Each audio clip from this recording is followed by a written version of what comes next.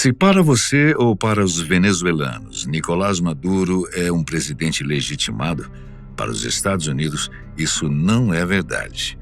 Aliás, a forma com que Maduro tomou o poder para si e o mantém confirma o que os americanos e grande parte do mundo consideram. Por isso, ele deve ser destituído. Afinal, como Nicolás Maduro chegou ao poder? Bom, sua trajetória como trabalhador de verdade passa pelo setor de transporte coletivo, já que ele foi motorista de ônibus, e também pelo sindicalismo, com uma extensa e ativa carreira no Sindicato dos Trabalhadores do Metrô de Caracas. A partir dessa situação sindical, Maduro aproximou-se do movimento bolivariano ainda nos anos 80 e 90, abrindo caminho para sua entrada no Movimento Bolivariano Revolucionário 200 de Hugo Chávez e, mais tarde, no Partido Socialista Unido da Venezuela, o PSUV. Em 1998, Maduro atuava como deputado no parlamento e, a partir de então, foi escalando posições até se tornar vice-presidente. Ele também serviu como ministro das Relações Exteriores de Chávez entre 2006 e 2013. Quando Chávez faleceu, vítima de câncer, Maduro assumiu a presidência de forma interina. Isso quer dizer que, nas eleições seguintes, ele poderia não continuar no poder. Durante o mês entre a morte de Chávez e as eleições, Maduro não fez nada que a população visse como continuidade ou melhoria pós-Chávez. Pelo contrário, de lábia convincente e invocando a memória de Chávez em cada discurso, sinalizou estar aguardando a corrida presidencial. As eleições em abril de 2013 o colocaram oficialmente no poder. Oficialmente que foi tema de discussões posteriores que até hoje não acabaram plenamente. O fato é que a diferença de votos foi de apenas 1,49% a favor de Maduro sobre Henrique Capriles, praticamente um empate técnico.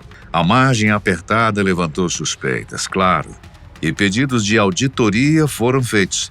E você acha que essa auditoria foi executada? Claro que não. Pelo contrário, ao fim, isso foi péssimo para a população venezuelana, pois, como acontece em todo sistema ditatorial, o povo deve ser o último a comer. As eleições de 2018 foram também problemáticas para o país. Disputando contra Maduro estava o então presidente da Assembleia Nacional, controlada pela oposição, Juan Guaidó. Os resultados foram surpreendentes, menos para Maduro. Por um lado, somente 46% dos eleitores votaram. Por outro, houve um boicote promovido pela própria oposição, alegando que não havia condições mínimas de transparência. Então, não foi difícil para Maduro se tornar novamente o presidente da Venezuela. Bem, mas você deve estar se perguntando, por que ninguém tentou algo mais ousado a fim de colocar Maduro em seu lugar? Uma única palavra: medo. Mas e daí se Maduro trata bem ou não o seu país, hein? O que o governo dos Estados Unidos tem a ver com isso? O fato é que não é a ditadura de Nicolás Maduro que tanto incomoda Trump e seus aliados. É a quantidade de drogas, cocaína, LSD, a mortífera fentanil, entre outras, enviada rotineiramente da Venezuela para os Estados Unidos e que tem feito um estrago social sem precedentes na terra do tio Sam. Drogas como a cocaína e opioides já são usadas por norte-americanos desde décadas, se não séculos. No meio hollywoodiano e da música de norte a sul, a impressão é que tudo isso não é nem mesmo proibido, senão incentivado. Mas desde 2013, quando o opioide artificial fentanil começou a desembarcar nas docas obscuras do tio Sam, a coisa começou a se tornar ainda mais preocupante. Naquele ano, só o fentanil foi responsável por 3.105 mortes. Em 2019, esse número subiu para 36.359. Em 2021, 70 mil mortes. E 2022 e 2023 juntos somaram mais de 140 mil mortes por fentanil. E como todo mundo já sabe, com Maduro não há conversa, e muito menos diplomacia. Afinal, ele parece mesmo confirmar com todos os seus atos o que Donald Trump diz sobre ele, e que é consenso entre vários outros países, profissionais de relações internacionais, analistas financeiros, dentre outros. Maduro pode mesmo ser o comandante-mor de uma grande rede de fabricação, manipulação, comércio e transporte das drogas produzidas na Venezuela. De toda forma, isso não pode ser realmente confirmado agora. Então podemos concluir que, pelo menos para os Estados Unidos, o que Trump está fazendo, ou demonstra ter intenção de fazer, é limpar boa parte da sujeira que há nas Américas, começando pela Venezuela. Mas não é com mísseis de longo alcance que os Estados Unidos irão vencer a Venezuela. Usar um desses mísseis seria o suficiente não para prender Maduro, mas para eliminar grande parte da capital venezuelana e matar milhares de civis. E não é isso que a administração Trump deseja. Outros alvos de grande importância e que não sairão impunes são os dois cartéis venezuelanos mais fortes, o cartel Los Soles e o cartel Tren de Aragua. Ambos possuem facções em outros lugares, como no México, onde a presidente já deixou claro para Trump que os problemas da casa dela serão resolvidos em casa, não com o apoio dos Estados Unidos. Ela costuma usar com frequência o termo soberania, algo que Trump não enxerga em nenhum dos dois países americanos, a não ser o dele. Desde que a primeira leva de militares norte-americanos foi enviada, envolvendo 4.500 soldados, 3 navios de guerra, um submarino e alguns aviões de patrulha marítima, Maduro não se fez de rogado. Em vez de tentar alguma negociação, convocou o máximo de soldados que pôde. Ao todo, somando seu exército oficial, milicianos e até ex-combatentes e civis de jovens a idosos, a tropa de Maduro, segundo fontes locais, é de cerca de quase 5 milhões de indivíduos. Vídeos sobre Maduro discursando não faltam nas redes sociais. Em alguns, ele fala em paz e negociação, enquanto em outros, ele fala em luta, resistência e soberania. Maduro está com medo e qualquer animal selvagem recuado representa algum perigo.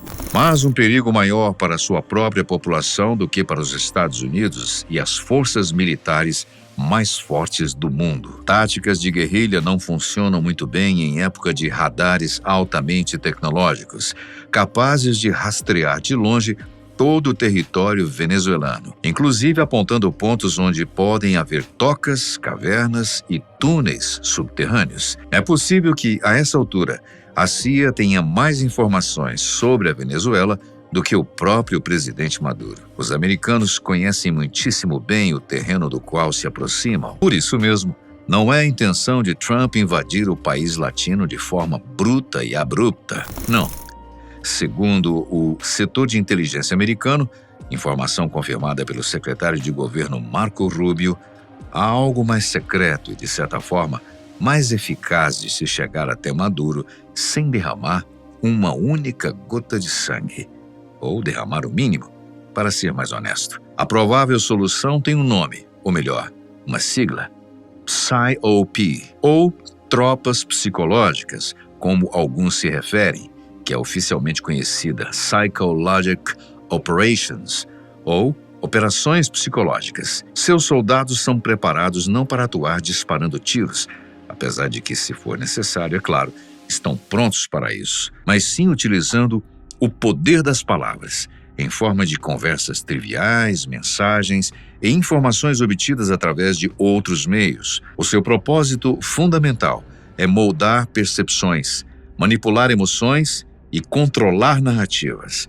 com o objetivo de influenciar audiências estrangeiras e apoiar a política e os objetivos dos Estados Unidos. No cenário conflituoso instalado na Venezuela, a função do PSYOP será tentar minar a confiança da população no regime de Maduro, enquanto, simultaneamente, plantam a desconfiança dentro das forças armadas que ainda o apoiam. O jogo mental estratégico e de longo alcance visa criar fissuras no sistema, levando-o a desmoronar por conta própria. Para isso, espalham mensagens de esperança, sugerindo que a queda do regime é iminente e que setores militares já estariam se unindo à oposição. A meta é que, sem a necessidade de uma invasão direta, a própria mente do inimigo se transforme na sua maior prisão, o que se espera culminar na captura do ditador e no enfraquecimento de todo o regime chavista. Agora, resta esperar, para o bem dos venezuelanos e da infraestrutura venezuelana, especialmente a de Caracas, que essa estratégia psicológica dê certo.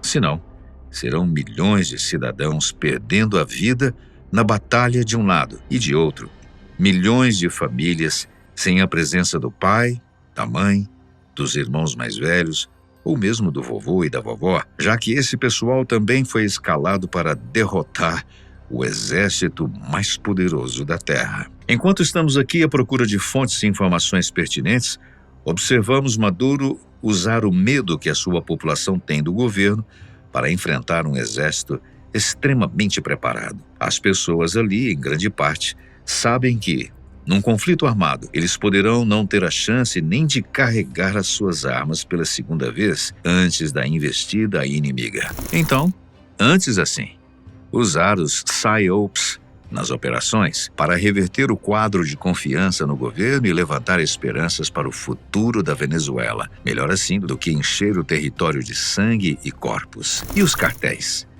Como ficariam nessa?